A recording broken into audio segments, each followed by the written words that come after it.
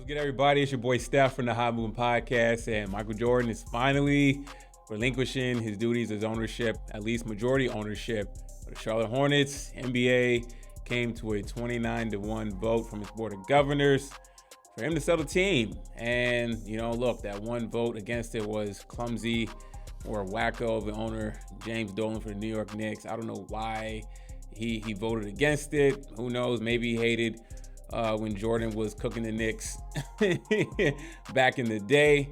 You know what I'm saying? So he said he has some animosity. He feels like this was his one chance to try to stick it to Jordan, as he wasn't good enough for the good old boys club in terms of ownership and performance. But James Dolan can't really talk that much. He's had some horrible Knicks teams for a while. They just started getting good recently, but it is what it is.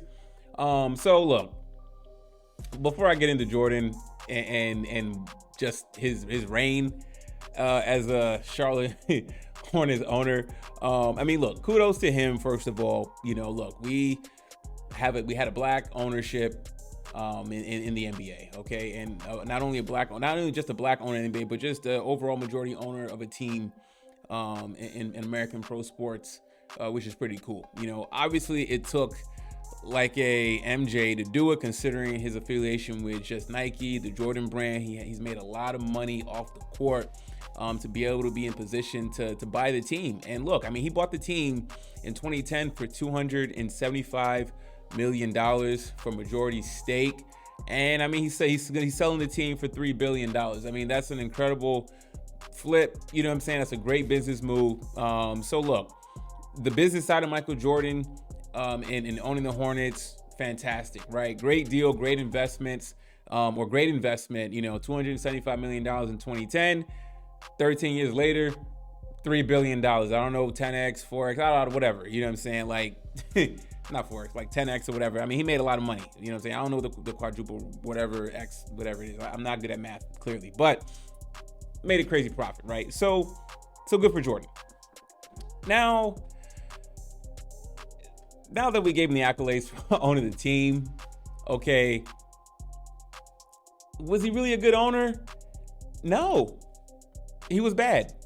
Jordan was really bad. And listen, we understand how great Jordan was on the court, okay, but we are not here to, praise what he's on the court. We're simply just being objective and analyzing or discussing just, what he did as an owner. And quite frankly, it wasn't good.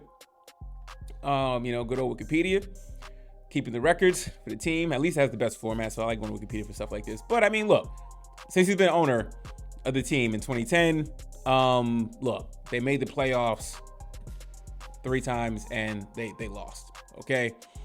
Have they drafted well? Not really. That Kemba Walker and Bismack Biyombo, you know what I'm saying? No. They got LaMelo Ball now, Brandon Miller. So they're on an uptrend as of recent in terms of, drafting. But again, LaMelo Ball, very fragile. It seemed like the Ball family is very, very brittle. But if he can stay healthy, he's good, right? So look, on the way out, they've been able to accumulate draft picks, obviously, as they should. They've been really bad, but they've made a couple decent draft picks. So, okay, cool. But the years prior, Jordan wasn't any good, okay?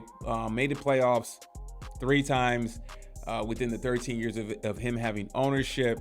By all metrics, not good. No playoff series wins, no nothing, And I know this probably irks at Jordan just because he's ultra competitive. I know, like, it probably deep down he wasn't able to succeed on the court with this team as an owner. Clearly, from a business standpoint, definitely succeeded in terms of getting $3 billion for the $270 million you invested. You know what I'm saying? That's not going to be questioned, but just on court product and productivity, it wasn't good. It really wasn't good, and I think like Michael Jordan will get a pass because he's Michael Jordan, right? I think like any other black ownership that wasn't a big name like Michael Jordan probably would have gotten a lot more heat and a little more criticism. It's like, aha, see, black people can't really own major pro sports teams in America. You know what I'm saying? So Jordan has the luxury to kind of, because of his allure and just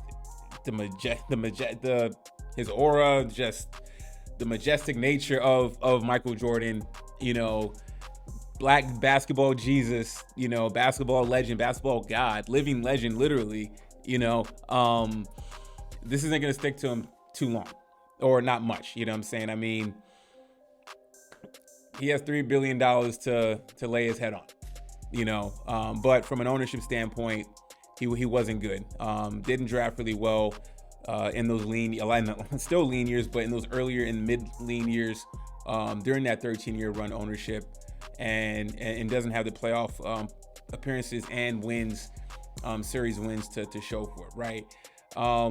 Great on the court, obviously, but in terms of a GM and drafting players and picking players and building, because I believe he had full operations as well, and picking the talent and everything like that. You know what I'm saying? Decisions on picking the coaches, just couldn't really get this franchise kick started, considering just the star power that he is.